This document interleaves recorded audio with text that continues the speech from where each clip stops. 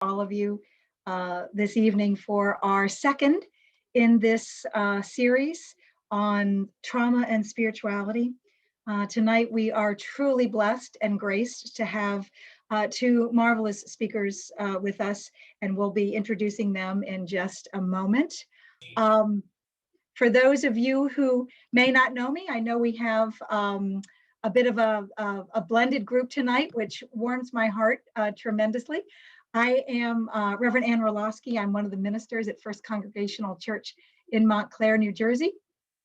This program, if you were with us last week, you will have learned that we've been working toward this program for over a year. We were inspired by creating a forum where we could discuss the connection between the trauma we experience in our lives and our spiritual journeys. We began having these conversations all the way back in the fall of 2019, long before this difficult year of the pandemic, of racial reckoning and unrest and political upheaval and now even violence. And so it feels even more important than ever to have a place to explore what we are living through together, especially as people of faith, as spiritual people. We're so grateful to the pastors and the therapists and the scholars who work in the area of trauma for their generosity in sharing their expertise and wisdom with us tonight. And as I said, tonight we are especially excited to welcome the Reverend Dr. Glenmore Bembry and Reverend Dr. Willard Ashley to lead us in a discussion on the traumatic effects of racism on our society. And we will meet them personally in just a few moments. I'd like to begin with a word on how the evening's going to go. We're going to begin by grounding ourselves in a brief moment of reflection centered in a psalm. We are beginning each of our sessions by recalling the voices of our ancestors through the Psalms. And after we have spent a moment sort of centering in that, we will hear from our presenters. During the presentation, please feel free to type any questions or thoughts that arise, comments into the chat. We'll have some time at the end of the evening for Reverend Dr. Bembry and Reverend Dr. Ashley to address them. If it works, we'll be able to unmute people and have folks share in person, or if it seems like we just have a whole lot of questions, I might be able to pull them out, ones that seem to be in the same categories, but I'm hoping we'll get a chance for a real dialogue. We are asking you to stay mute throughout the presentation, so that if there's any sort of ambient background noise in your lives, we won't be sharing that over the screen. And as always, a big thank you to Matthew McDonald for being our Zoom tech this evening. So let us begin, and let us begin with two things. The first is a deep breath. So if you'll join me in taking a deep breath in, holding it for a beat, and then releasing it. One more time. And then release, so that we can take in that presence of God and we can release all of the stresses and tensions that we carry with us on our day and allow us to be fully present in this moment for one another. And we will also light a candle. We often at First Congregational Church start every event, whether council meeting or worship, with the lighting of a candle. And tonight we're lighting it in solidarity with all those who are suffering and struggling this night, as a reminder of the ever presence of God, that spark of warmth and light in the shadows that surrounds us.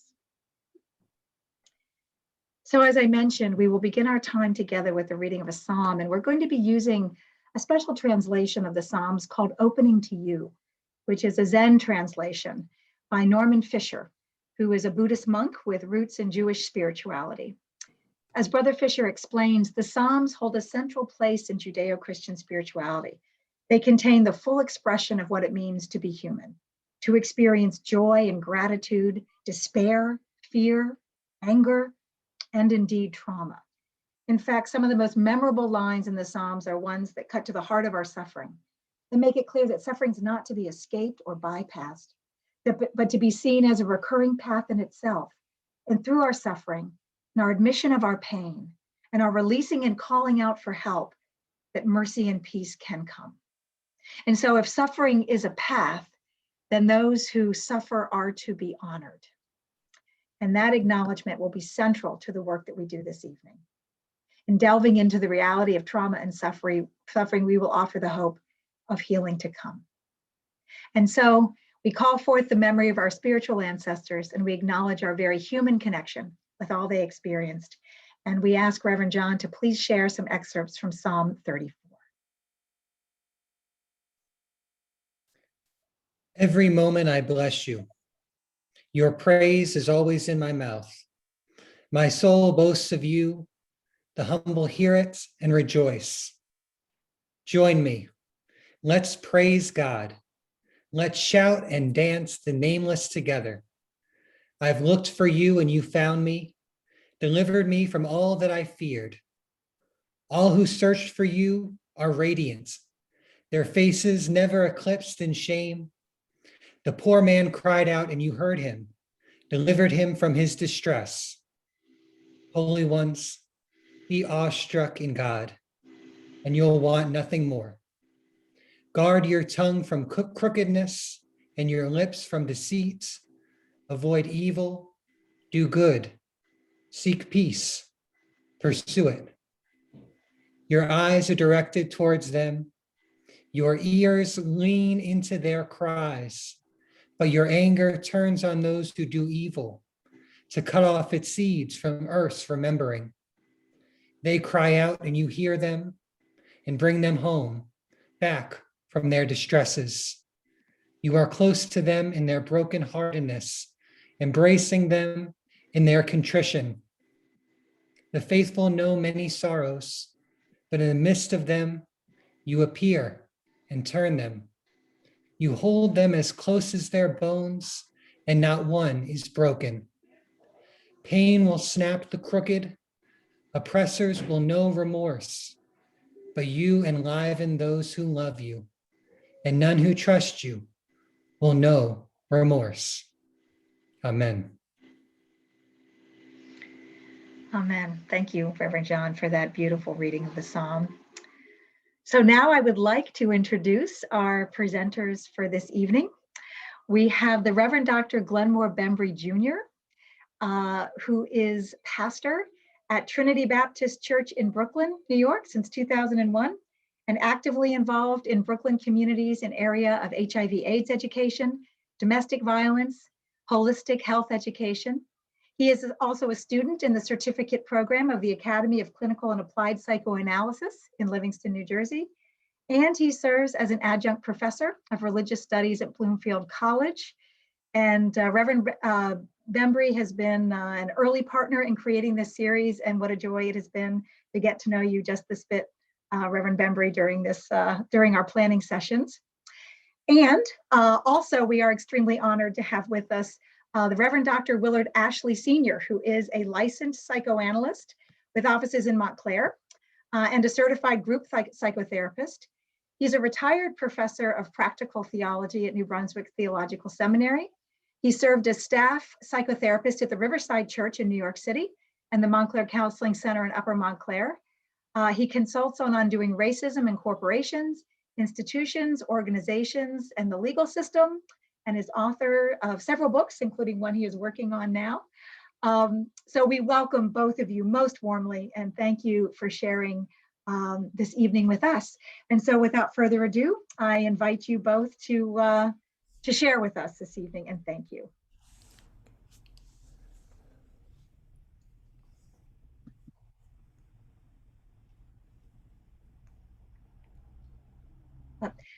Dr. Bembry, you're on mute. Thank you, Pastor Ann and Reverend Roger, John Rogers, and Ellen. It has been a long journey for this day.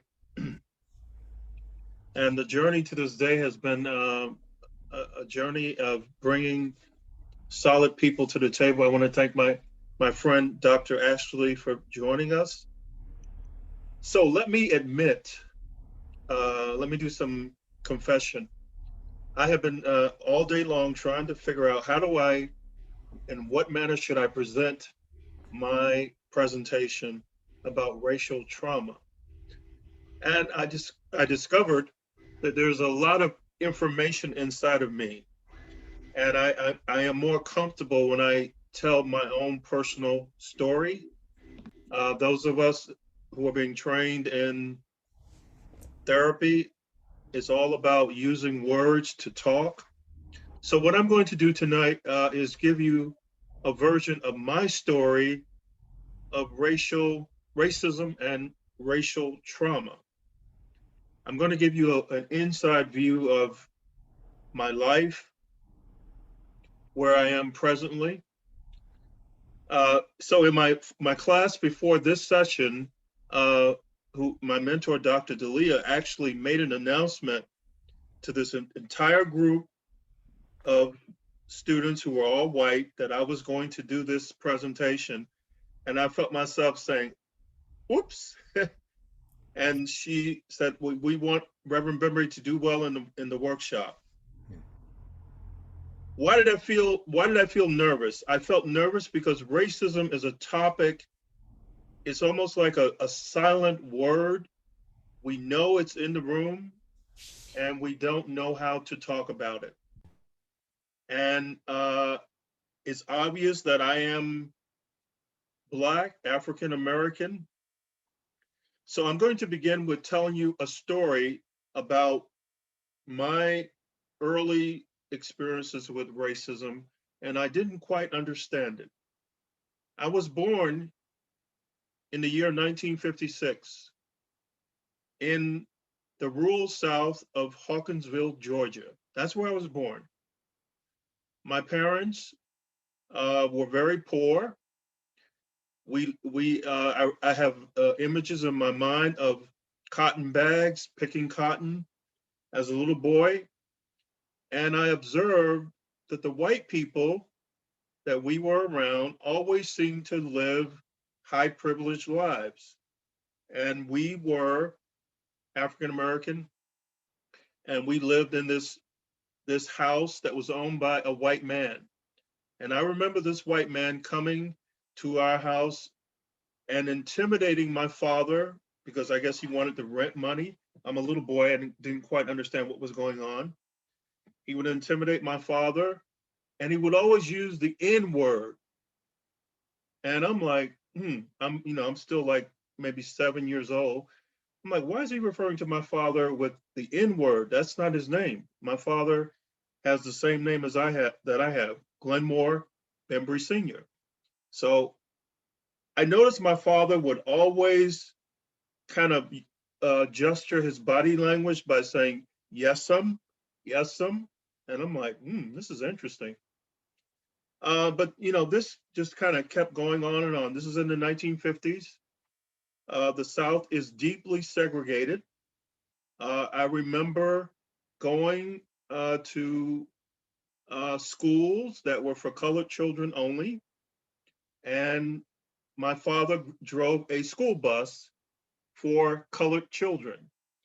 And so I'm still grappling with why is everything segregated?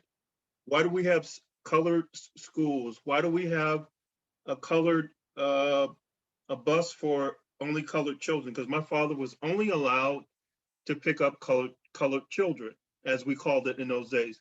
And by the way, my mother still uses the term colored people, even in 2021, she still uses it.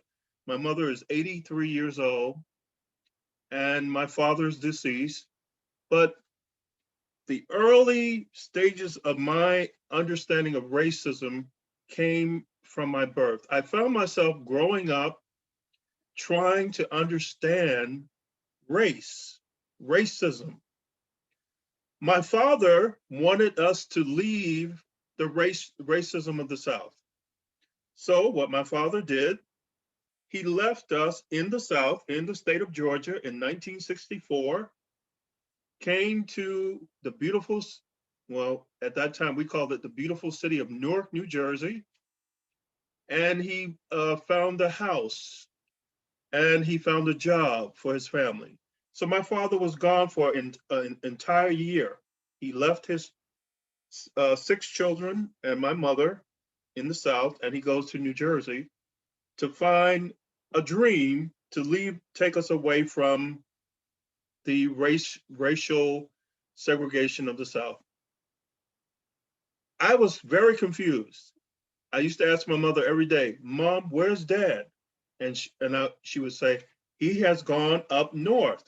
And I thought he'd gone to the moon or something. She would say, up north. Oh, well, she was talking about Newark, New Jersey. So my father finally comes back in July 1965 with a big smile on his face.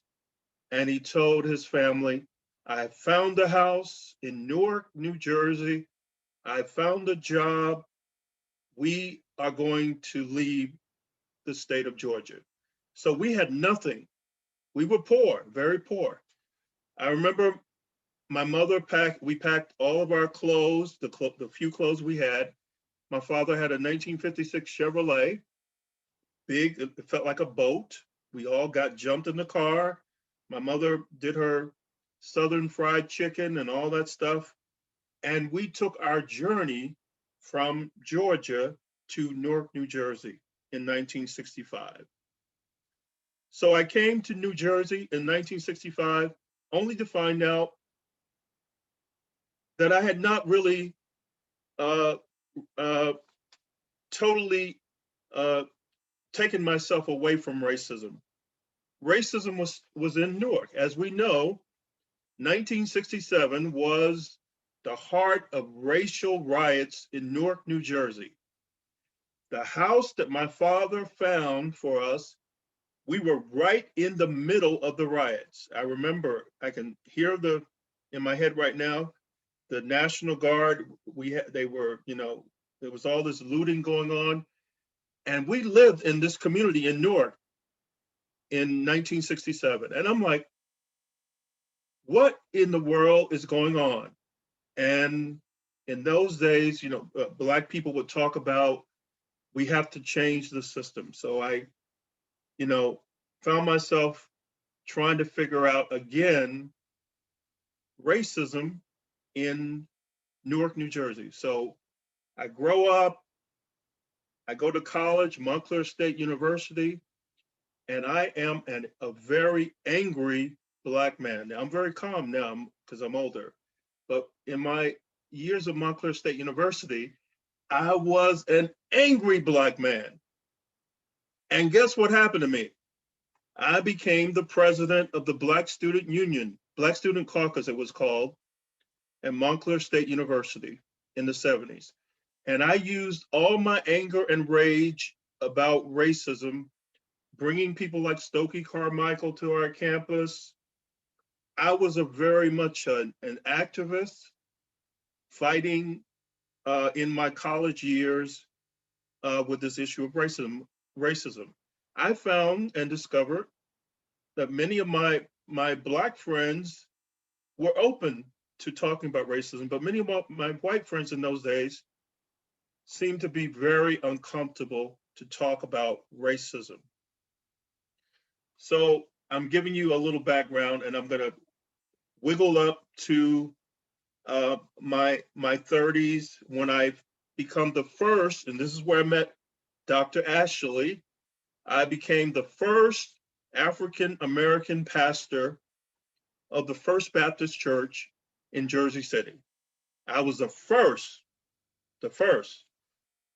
There were many Caucasian members who were a part of the church, and I was really skeptical. I'm like, are they ready for a Black pastor? And of course they kept saying, yes, we're ready. So I became the pastor of the First Baptist Church in Jersey City in 1987. And I found myself experiencing racism as the leader. The church was growing, it was becoming multicultural, and I found myself again having to deal with the race issue. Why weren't people comfortable with the fact that I was the pastor who happened to be an African American male? So I served this church for 5 years, and that experience was an interesting experience for me, and it helped me to grapple with racism, and I was actually, I did some writing in those days with the American Baptist churches about religion and racism. So religion and racism come into the room also. So we know, as Martin Luther King Jr. once said, Sunday morning is one of the most segregated times of the week. Why are we segregated? So when we look at the racial question of for Black Americans, we have to talk about religion also, because the history of slavery when we were brought here was that we were taught to feel that we were inferior, we were inhumane, we could not read, we could not write. And so the trauma of racism really started from the very moment the slaves were deported on the continent of the New World. And so the racism was so deep, and all the trauma, and when we study the history of the trauma, the history of African people, and how African people were treated by slave owners who were good Christians who went to church and were being discriminated against in church, we have a whole nother series of stories. So Henry Louis Gates did an awesome documentary a couple weeks ago with PBS, and he uses the title is the same. It's called "This Is Our Story." This is our story, and he's telling the story of the African American church. So when we look at the African American church, it is deeply embedded in the issue of race. Richard Allen, Absalom Jones were not accepted in the Methodist Church because they were Black men, Black, and they went and formed the African Methodist Episcopal Church, which is one of the largest churches in the USA. So I learned as I became academic, teaching at Bloomfield College for over 30 years, I began to notice that racism also came into my role in academics. So I started teaching courses at Bloomfield College on religion and civil rights, a course about the life of Malcolm X, and I began to have dialogues with students about race. And I found in my 30 years that the race question was initially, when I first started, it was okay, everyone wanted to talk about it, but then we went to a point where it seemed as if no one wanted to talk about the race issue. So it becomes the silence in the room. W.E.B. Du Bois, with his wonderful book, The Souls of Black Folks, talks about how African people have to deal with what he calls double consciousness. That when we're Black in America, we have to live in two worlds. We have to live in our world, and we have to live in the world of the white privilege. And so we're doing a dance back and forth with the double consciousness of the two worlds. But while we're jumping back and forth with those two worlds, we are experiencing the race issue where people are looking at us as the other, different because of our skin color. So the times of the dance creates a tremendous amount of anxiety and stress upon people of African descent. I know as one who happens to be a pastor, one who teaches in a college, one who also has grown up in this country, that being a Black male in America is sometimes a little frightening. And let me give you an example. This morning, I decided to take a walk in my neighborhood. I live in Kenilworth, New Jersey. My neighborhood is very white. And I observed as while I was taking my walk that I was encountering many of my neighbors. And as I was walking through the streets, I noticed people would observe me almost like they were feeling a little uncomfortable, asking, we have a Black man walking in the neighborhood. And I'm like, okay, we haven't really, we're not really totally free of the race issue yet. It's still in the room. So I believe that we need to find safe places to talk about race, trauma.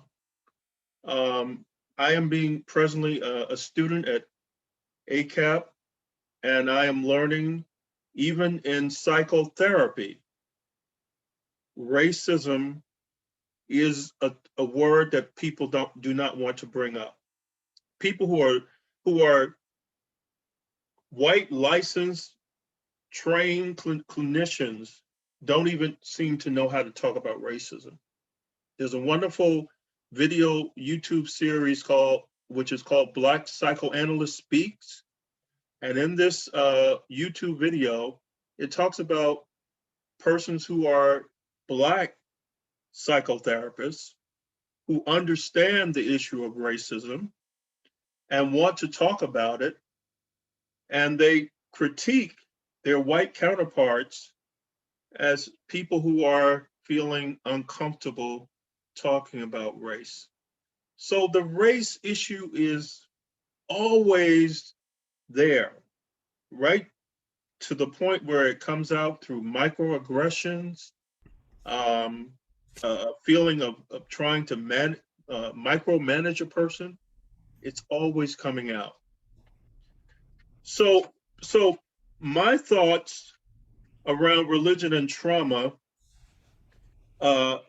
really came alive last year when we had the George Floyd incident, when the George Floyd shooting happened. The school that I am a student in now with Dr. Brad, who spoke last week, asked me to help our school address the issue of race. So for the past year, I have been working with my school, which is mostly made up of white persons, to talk about racism. And let me tell you, it's hard work because a lot of people are, who happen to be, I think persons of color want to talk about it. Now we have all this hatred towards the Asian community. I think persons of color, we want to talk about it, but it's the bringing our white friends in the room to talk about racism. I just want to read an excerpt from my little paper I wrote, and then I'm going to be quiet because we really want you to talk and have a dialogue with us. I'm reflecting about the George Floyd incident, and I'm writing these words. I said, there are many layers of my work which has happened this week since the George Floyd incident. On Friday, June 5th, 2020, we set up a Zoom conference called Healing the Trauma of Racism. I did not know at the time I would set up this platform, and I was pulling from my psychoanalytical training of great mentors and teachers of ACAP.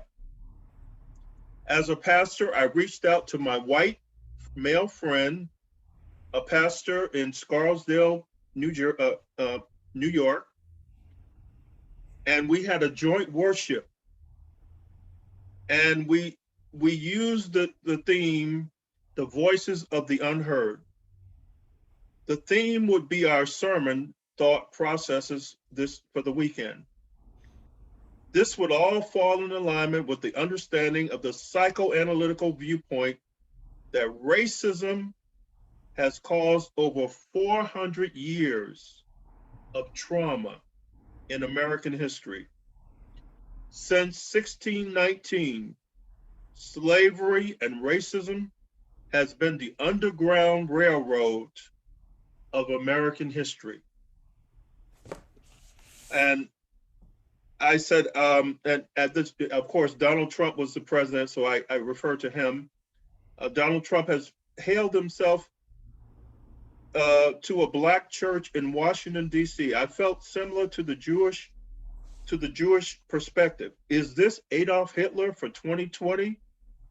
I was angered again for our Jewish friends who have endured so much racism and persecution because of being Jewish. Martin Luther King Jr., I'm going to end. Martin Luther King Jr. stated that riots are the voices of the unheard. There are so many countless names who have died due to the tragedy of racism and police officer profiling. As one who is connected with the NYPD of the 77th Police Precinct and also in relationship to many of my former students of Bloomfield College, who is an active police officer for the city of Philadelphia, it has been a sobering time to think about the race issue from both sides, the sides of those who are oppressed and also from the sides of the police officers. There are many good police officers who serve our cities, and they are the unsung heroes. And this is what I want to end with. Billie Holiday wrote about the unsung heroes through the eyes of the music of the words strange fruit. And she writes, southern trees bear strange fruit, blood on the leaves and blood on the root. Black bodies, she's singing about the lynchings of Black men, Black bodies swinging in the southern breeze, strange fruit hanging from the poplar trees, pastoral scene of the gallant South, the bulging eyes and twisted mouth, the scent of magnolias sweet and fresh. Then the sudden smell of burning flesh. Here is the fruit for the crows to pluck, for the rain to gather, for the winds to suck, for the sun to rot, for the trees to drop. Here is the strange and bitter crop. Billie Holiday, Strange Fruit. So in conclusion, racism is a topic which has caused 400 years of trauma. That's a lot of years. And it has been passed from generation to generation with people from the African diaspora. How do we allow ourselves to experience healing with 400 years of denial of racism? We have been in denial, and many of our people are still in denial about the topic of racism. There are still people who use unfriendly terms towards people of color, and there are people of color who need to talk about racism.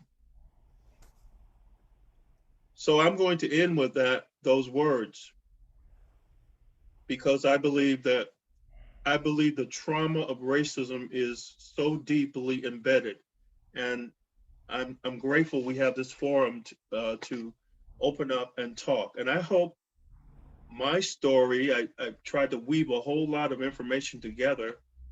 My story will stimulate some type of dialogue. Thank you so much.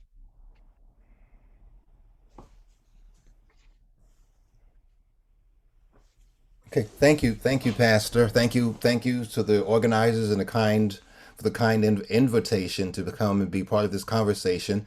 I have roots in both Montclair and Brooklyn. Montclair State graduate, as was said, I had two offices in Montclair, and I think part of this conversation is helpful because I also have roots in Brooklyn. My son lives in Brooklyn. He's pretty much grew up as a Brooklyn person, so I can appreciate being able to bridge both worlds. But I think the thing that brings us together on this particular occasion is how do we address and what are the ramifications of systemic racism and racialized trauma as a result of systemic racism. So I appreciate all that Pastor shared. Being a nationally certified psychoanalyst, I'll not put you on the couch. That's for somebody else to do. We want to remain friends. So I'll take you off the couch. I won't analyze you, but I will say amen to your experience, and I've heard some things I didn't know about you in terms of just your journey. So I thank you for that deep level of sharing, and clearly your psychoanalytic training is coming to fruition. So that's all. That's take you off the couch after that.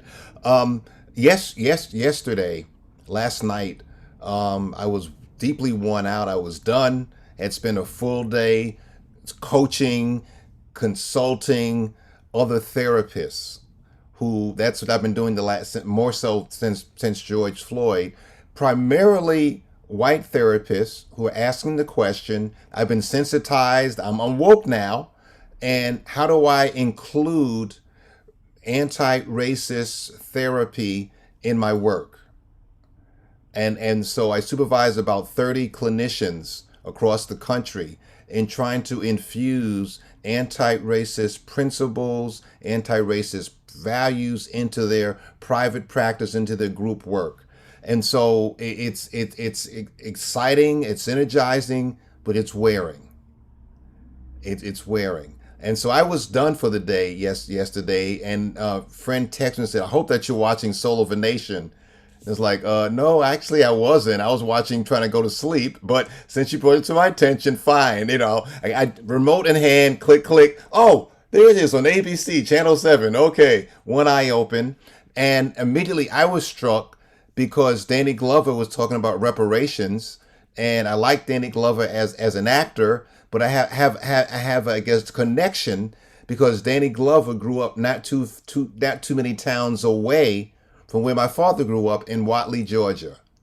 So they claimed Danny. Hey, he's one of our guys. Okay, got it.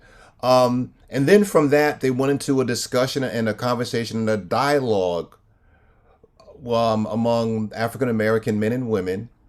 And the thing that was most touching for me was when they asked the question, which I ask in all of my coaching, in all of my supervision consulting, is when did you realize that you were Black? I asked that of my white clinicians. When did you realize that you're white? And I asked this of my Black patients. I asked this of my Black supervisees, if you will, consultants, coaches, coaching. And what was really touching, Pastor, was, yes, the stories were touching, but if you noticed, it was as though the trauma happened just yesterday. That these folks who were relatively composed and, polished, but when it went to that question of when did you realize that you were Black? And if one person even said it was, wow, I'm getting emotional as I'm saying this. And so it took me to a place. And when I answered my own question, wow, I was in the 4th grade when I realized that I was Black, because I was playing with all my friends. And then one day my mother said, you can't play with Jessica anymore. And I'm like, I always play with Jessica. Yeah, but I was watching you guys in the park, and you can't play with her anymore.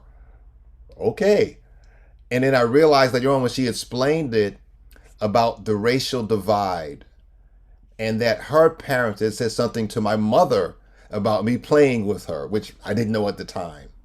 And so 60 years old, 60 plus years old, and that happened in the fourth grade, but I still having a reaction inside my body, inside my spirit. And so using the soul of a nation as a jumping off point, if you will. This has been my work probably for a lifetime, and I'm happy now, or I guess delighted that I get paid now to have the conversation. I'm a trainer in the People's Institute for Survival and Beyond, and Montclair has been wonderful in pulling together anti-racist conversation. You've been pushing people going to the workshop, Undoing Racism, which is a 2.5-day workshop. Again, and I'm one of the trainers in that. A local person, Bonnie Cushing, is also one of the trainers. She and I share an office, ironically. And so Montclair has really gotten into this. You've had reading groups around this topic. So I know that it's not new for you. And so I'm going to be uncharacteristically brief, only because I think I can be of more help if you raise questions that we can respond to. But I will say this bit of history.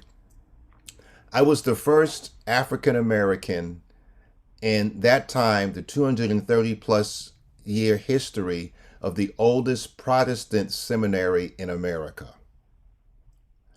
And I was the second person of the African diaspora to receive tenure in their 230 plus year history.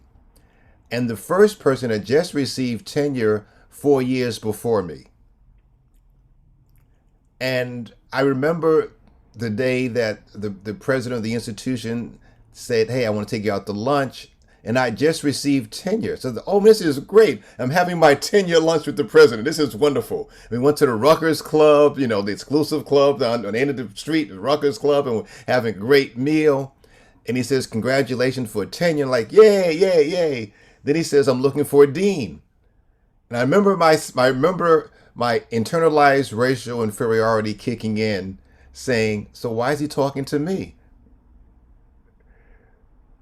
And I can see the look on his face like, I hope I'm making the right choice here. And he said, "Well, Will, I had an advisory board. We talked about a lot of different people, and we believe that you're the right person to fill that role." Immediately, my mind went back to my cousin, who back in the mid 1940s had been told by Branch Rickey the same thing. And so I was having my cousin Jackie Robinson moment, but in academia. And realizing that you may not be the smartest person and all that stuff, but you're the person that can weather the racism and the insults and the second guessing. And the things go well, you didn't do it. You had a great team, but if things go bad, it was your fault. And understanding and how you can be the second on the food chain, but still invisible. And what does that feel like? And recognizing that every day you're the model, not only for your faculty, but for the students that are watching you, wondering, how does a black man who we know is getting the crap beat out of him respond on a daily basis? And even this afternoon, as I was grading student papers, and I did an eight-week course, and the students were saying in their introduction to psychoanalytic training that what they found that was the most helpful to them were the last 2 weeks when we spoke about how do you become a multicultural therapist versus a good white therapist. And so many of us, almost all of us, and sorry Glenn, but we're being trained how to be great white therapists, but not good multicultural therapists. And I get frustrated because it's really not rocket science to include the questions that help people to deal with their racialized trauma and their internalized racial superiority. And so just so that you're aware, when they wrote the psychoanalytic psychotherapy Bible, the DSM-5, there were initially 10 men sitting at the table deciding what's pathology, how do you define it, and what's the treatment protocols. Of the 10 men, 9 of them were white male physicians. There was one black person at the table that had a PhD in psychology. He was asked to leave the committee when he said, well, if we're going to pathologize all these other things, we should pathologize racism. He was asked to leave and he left. So there were 9 white males that designed and put together the DSM-5, which again categorizes all the different pathologies, et cetera, et cetera. You look in the DSM-5, there's nothing that talks about the pathology of racism, but what happens is we pathologize the people that respond to it. So the racists never get pathologized, but those who respond to it become the problem, become the issue, if you will. And so whether it's pastor, whether it's myself, we've learned that the way you navigate and negotiate this system is what Dr. Kent Hardy calls, you need to be a gem. A gem. A good, effective, mainline minority. What does that mean? It means I don't scare white people, even though I'm 6'2", 200 plus pounds, and I can be scary sometimes, but you find a way, because your life depends on it, not to communicate that you're not scary. And black people, because of racism, spend our entire lives wondering what white people think, how we dress, how we talk, what we eat and when we eat it, and when we can be ourselves and when we can't. And we spend our entire lives trying to communicate to white people what we're not. I need you to hear this. We spend our entire lives communicating what we are not. Or you don't become dean, you don't live to be in your 60s, but instead you're on the other side of a national, international news story. What do you mean? I'm not violent. I'm not overly Afrocentric. I'm not from the hood. I can speak English. I'm not going to punch your lights out, even though you said a whole bunch of racist things. I'm going to stay in my box.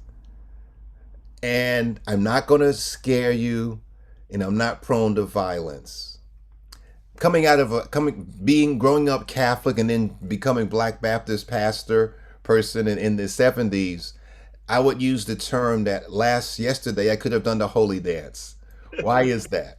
Because on one of the talking head shows, I don't know if it was CNN or MSNBC. I know it wasn't Fox, but one of the other talking head shows, the person had on was a former defense secretary, if I remember correctly. And he said, let's be clear, and I'm paraphrasing. He said, let's be clear. If these were black folks on January 6th, we'd be having a totally different conversation. He said, and for some reason, law enforcement thought they had the information, but they thought because these were white people, there would be no violence. So they didn't respond the way they should have, which would have been following protocol to have had a presence that wasn't there. And so this whole notion of racialized trauma is an assault on the self, not once in a while, but every day.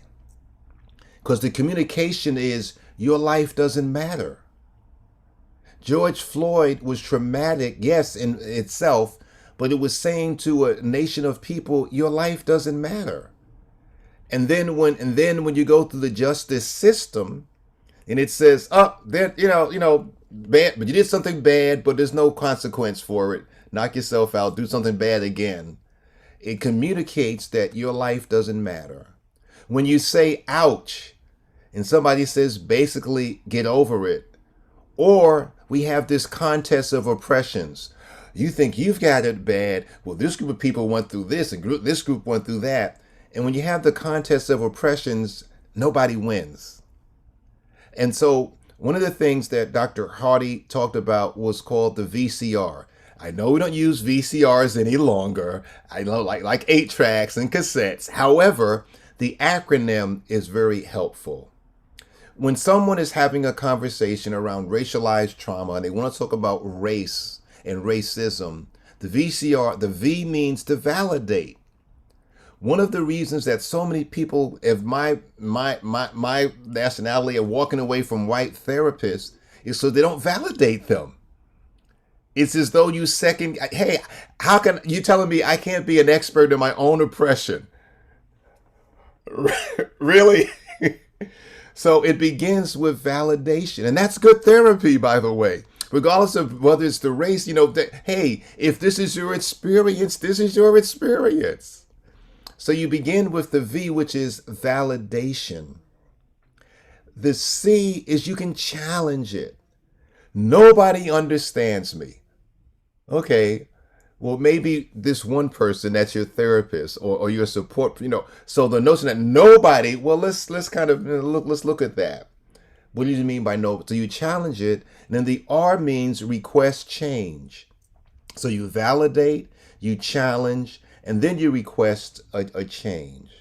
And so I'm looking at it, it's 7:55, and I could go on and on and on, but I really think it's important that we hear your questions. And I think a good use of our time, my expertise would be to respond to those things that are really burning for you.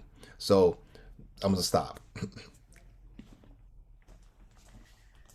Well, thank you both so much for your personal sharing and your deep insight, the experiences that you are sharing with us, and the ways that you're opening us up, our minds, our hearts, our souls, to asking questions. So I'd like to, Matthew, I'm going to ask you to take us off Spotlight so that folks can choose either to be gallery view or speaker view.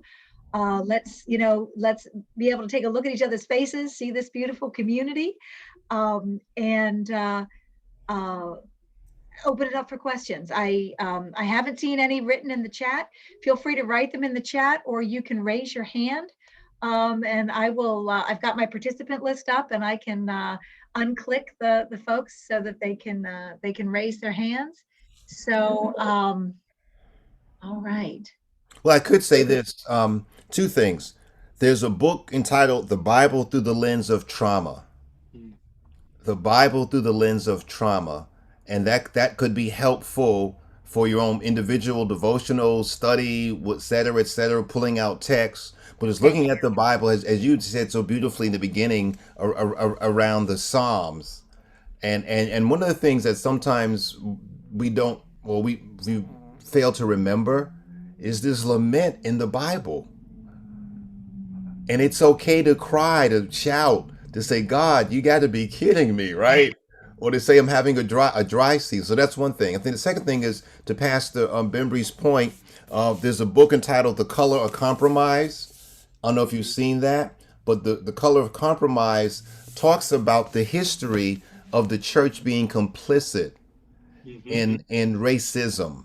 And it documents the multitude of ways that the church or religion has been complicit in maintaining this system. And I think that's sometimes we lose track that, we have individual acts of bigotry, absolutely, but we can't lose sight of the fact that racism is a system or systems that maintain a certain ideology.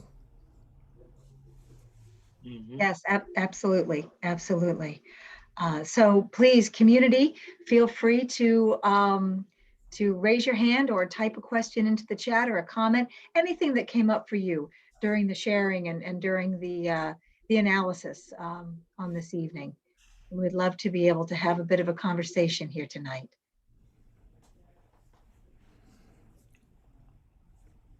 Because if you don't, I'll put Pastor on the couch. You don't want that. We don't want that to happen. No. I have a comment. Oh, that would be Phyllis. Yes. There you go. I think that one of the things you said I thought was very important. Let me see who you are, Dr. Ashley. Mm-hmm. Racism is a pathology, Mm-hmm. and yes, to support a system built on living on fear. We all live in fear, Mm-hmm. and that's why we go to church. That's why we pray.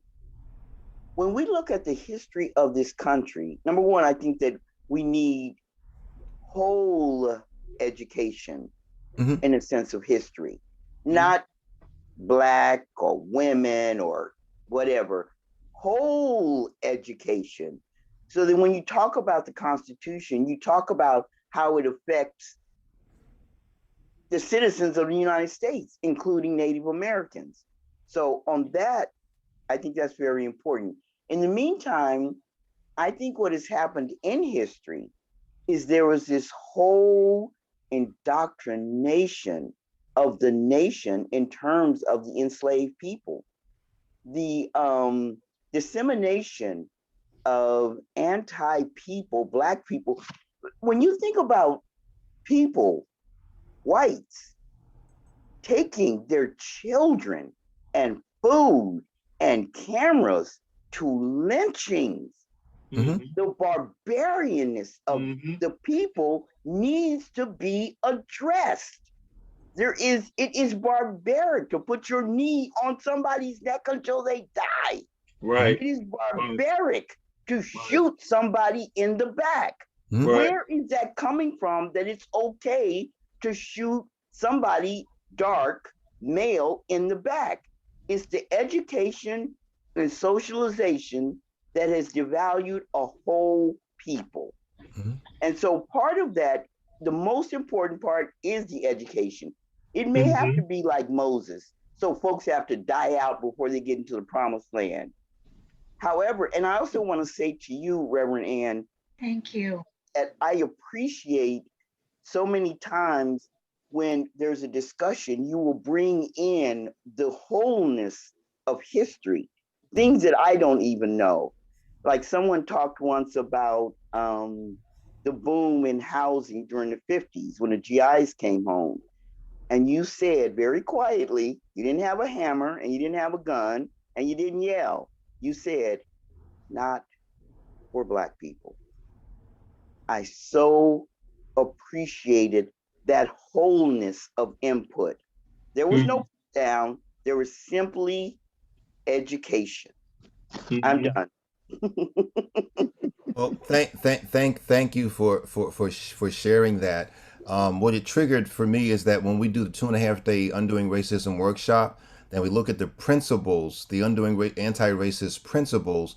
One of the principles is learning from history. And so what expands the workshop is we spend, depending on the group, about a half a day around looking at history, because you have to have an appreciation, like you're saying, that this doesn't happen in isolation. It's a historic past, as Pastor Bembry was talking about.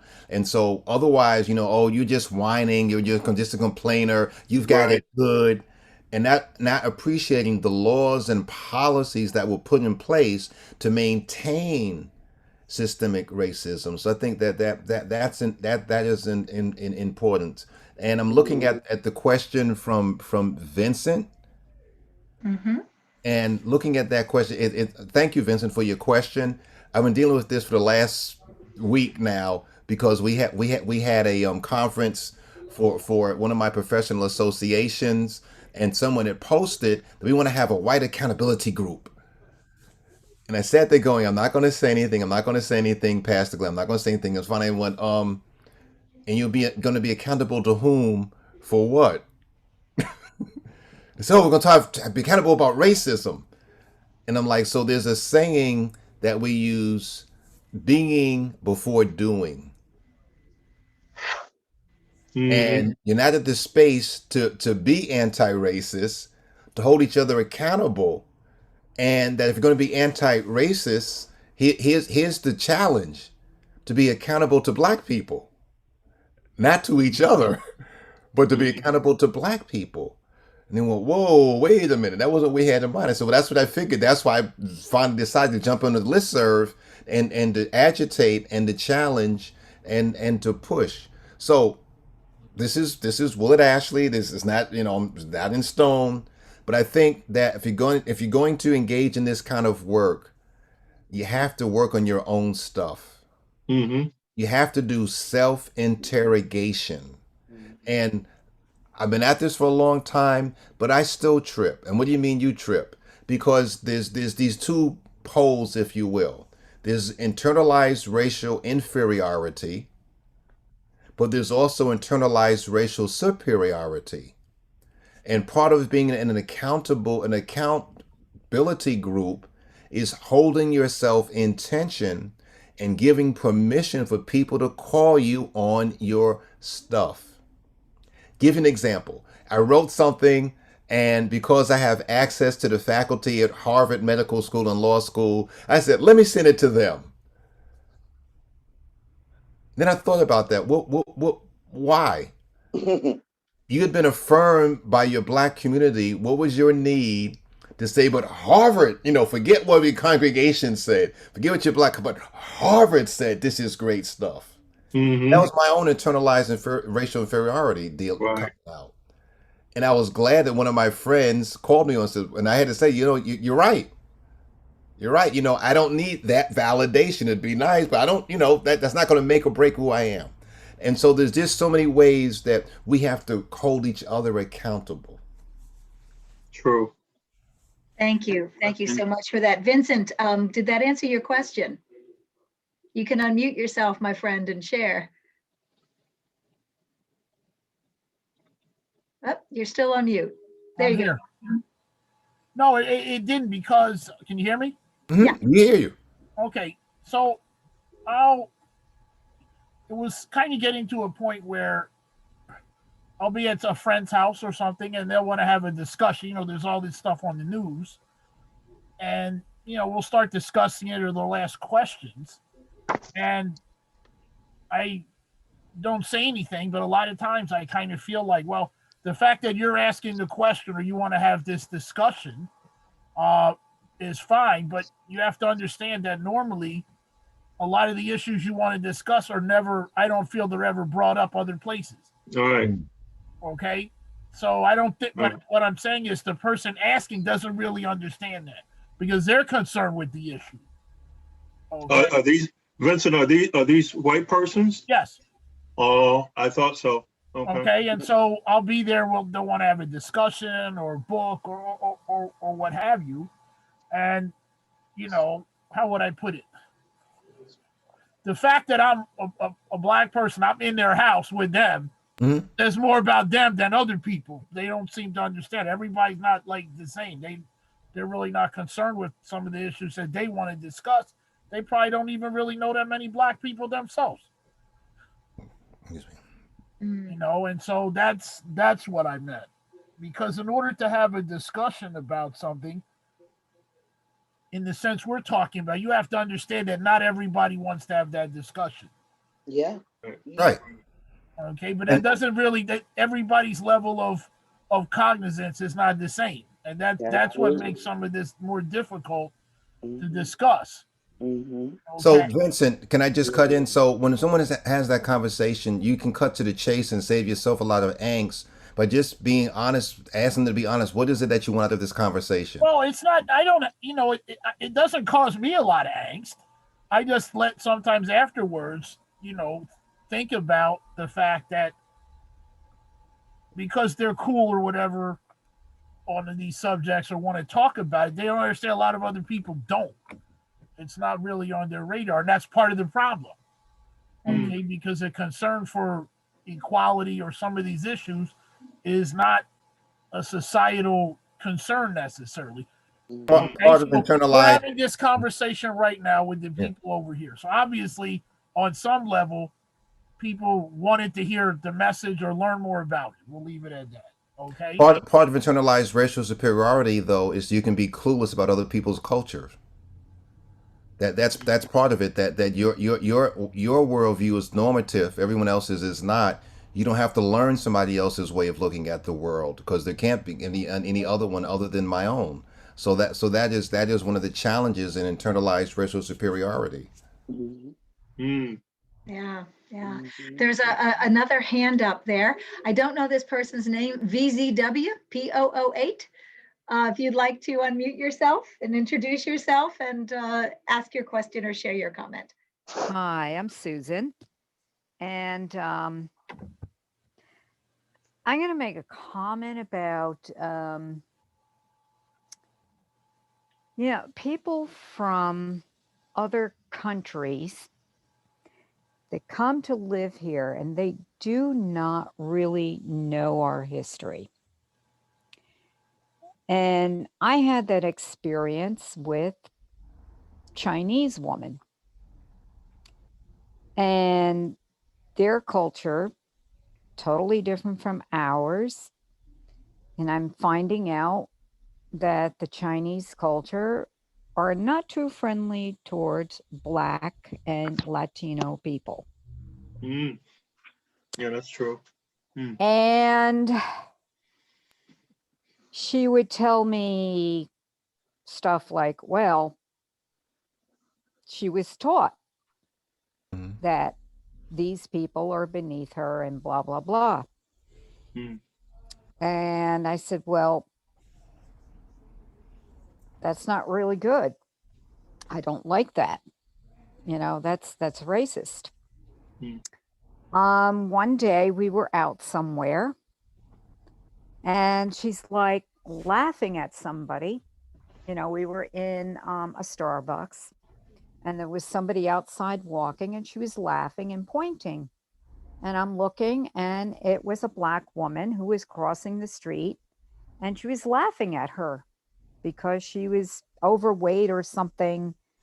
I got mad at her and I said, no, stop it. I'm leaving. And I got really mad. Now, I don't understand why.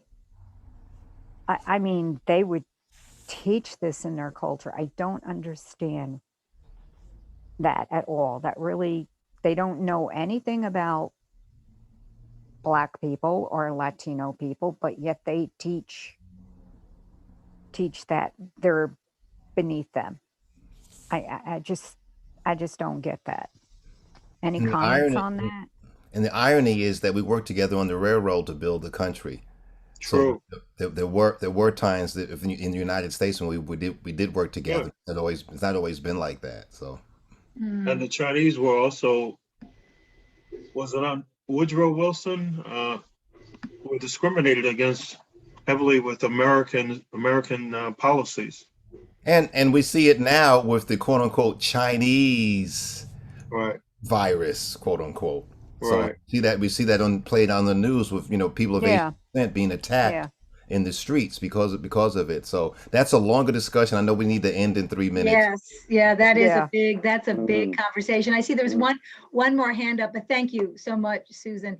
Mhm. Sal, see that your hand is up. Would you like to share a question or a comment? I have a question for Reverend Dr. Bembry. Yes. And you say you were the first, I hate to use the term first Black anything because I hate that we have to make that distinction.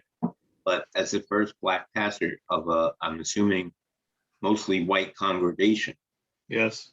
selected as a pastor by a white board, I would imagine. And how did you then justify in your mind the racism that you're getting from the congregation?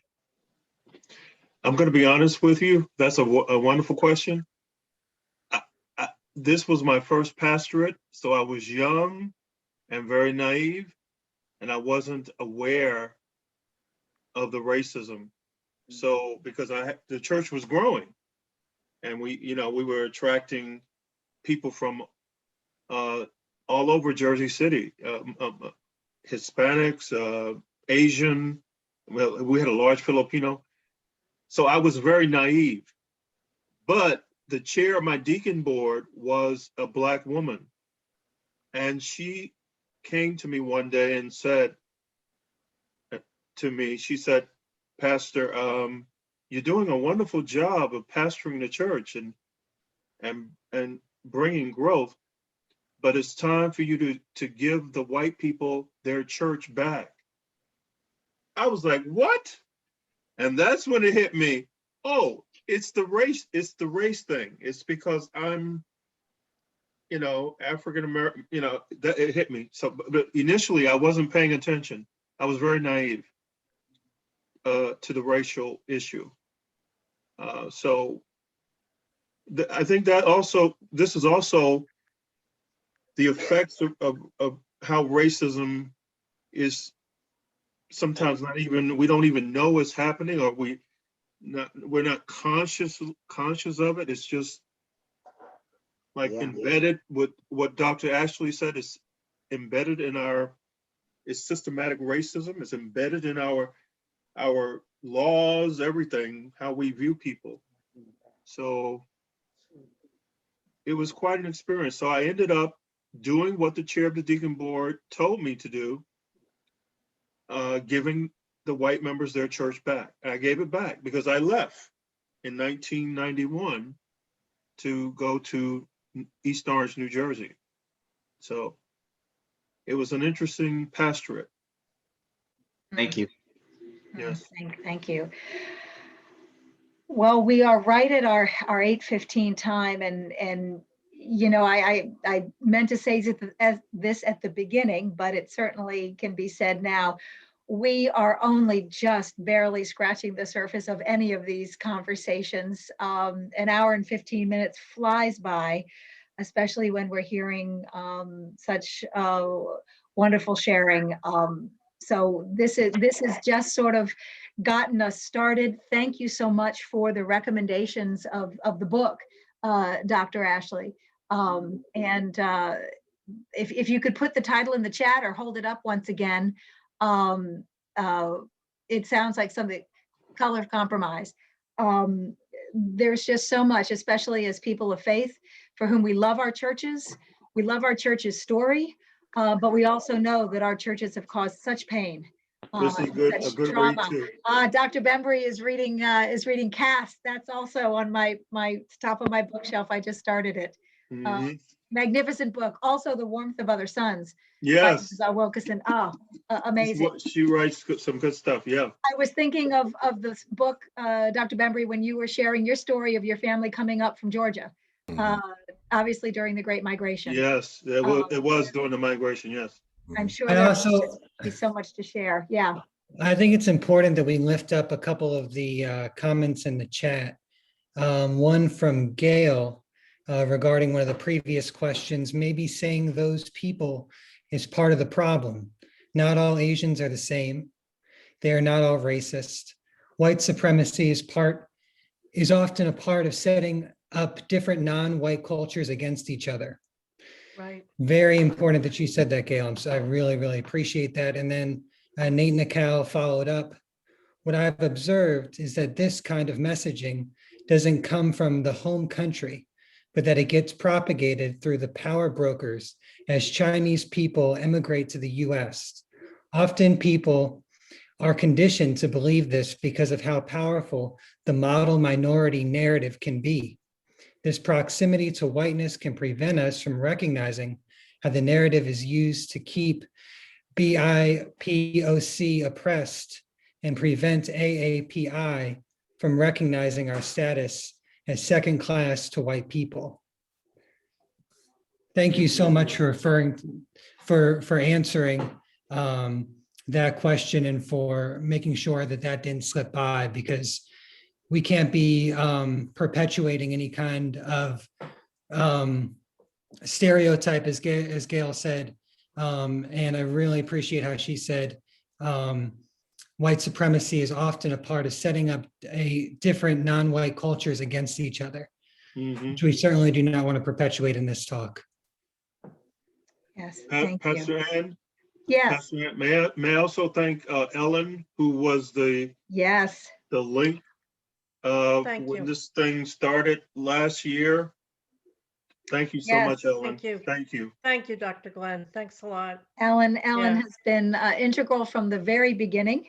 And it's just been such a blessing to have her and her thoughtfulness in coming up with the idea of trauma and spirituality as a topic that is so important for us to share. And she reached out and she found you, Dr. Bembry, and Dr. Bratt from last week as well. Yes. Thank you. Thank you. Thank you. You know, Dr. Glenn, I just want to say I grew up in Plainfield, and that summer that you talked about, the riots, I live in Plainfield too. Plainfield, Newark were twin cities. I looked at it from one viewpoint. You were looking at it probably from another, but I'll never forget those years. Oh, Plainfield. Yeah, there was a okay. Oh, yeah. We should talk sometime. Okay. Yeah. Yes. All right. Well, we will bring our conversation to a close. I know that Reverend John's going to talk a little bit about what's coming up next week. Yes, thank you. So our really incredible and deep conversation on trauma and spirituality will continue next week with Reverend Dr. Hal Talczyk, who is a fantastic New Testament theologian, author of many books, including a New Testament, which is a combination of both the canonical New Testament as well as a number of different books that are extra canonical that were originally left out of the biblical canon, including the Gospel of Thomas, the Gospel of Mary, Acts of Paul and Thecla, but are early Christian writings that were written around the same time as the canonical New Testament, but have been deemed heretical. So very brave and cutting edge scholar. His topic is going to be trauma and the Bible, but he'll be looking specifically at the Gospel of Mark for a lot of his conversation and the way that trauma informed the perspective of the Gospel of Mark. So really won't want to miss that. We have just been so blessed with the presenters that we've had during this series, and Reverend Dr. Bembry and Reverend Dr. Ashley. I'm just so grateful for your stories, for your courage, for your wisdom, and for leading this conversation in the way that you have. It has been an absolute blessing for our congregation. I'm just so grateful for the work that you do. Absolutely. If folks would take themselves off mute and please let's share our love, our appreciation. A round of applause for our marvelous presenters. Thank you both so much. Thank you both so much. Thank you. Now, Pastor Bembry, will you close us out in prayer, my friend? Okay, I'm going to use a prayer that was prayed from the Ebenezer Baptist Church in Atlanta, as we know, is the church that Martin Luther King Jr. pastored. And I'm just going to abbreviate the prayer because it's very long. It says, "In your mercy, God, liberate us. Liberate us from the captivity of pride. Liberate us from the sins of our foreparents who set up systems of oppressions that we benefit from. Liberate us into freedom, the freedom to seek the common good, the freedom to love others as you have loved us, the freedom to be brave, to speak truth to power, the freedom to care for the least, the last, and the left out, the freedom to care genuinely for the world around us. Lead us, O God, into justice, into righteousness, into life that is empowered by your Spirit. May we live a life of goodness, truth, and justice. For if when we can help somebody along the way, our living will not be in vain." This is a prayer that was prayed from the Ebenezer Baptist Church in Atlanta, Georgia. And I thought it was a beautiful prayer and I wanted to share it. Amen. Thank you. Perfect way to end this evening. Amen. Amen. Amen. Well, thank you all. Vince Henry is asking for the email addresses of our presenters in the chat. Is that something that you are willing to share? Sure. Okay. Okay. If you are comfortable, you can type those into the chat, or just send them to Vince. Maybe if you would like, I can send them on just to Vince if you're more comfortable with that. No. Yeah, Okay, I'll do that. I'll go ahead and send them on to Vince. That's just fine. Oh, you're gonna do, okay, Yeah, I'll take care of that. Thank you. okay. Email. Thank you all very much. Good night. And Thanks, be Will. well, stay healthy and safe. And we hope that we will see you all next week. All right. Okay, Bye. Right. bye. Bye, everyone. Thank you. Bye. Bye. Thank Bye. you. Bye. Bye. You can do the leave now. Okay.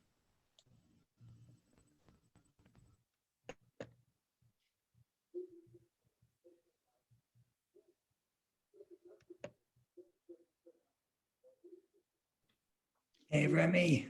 Remy.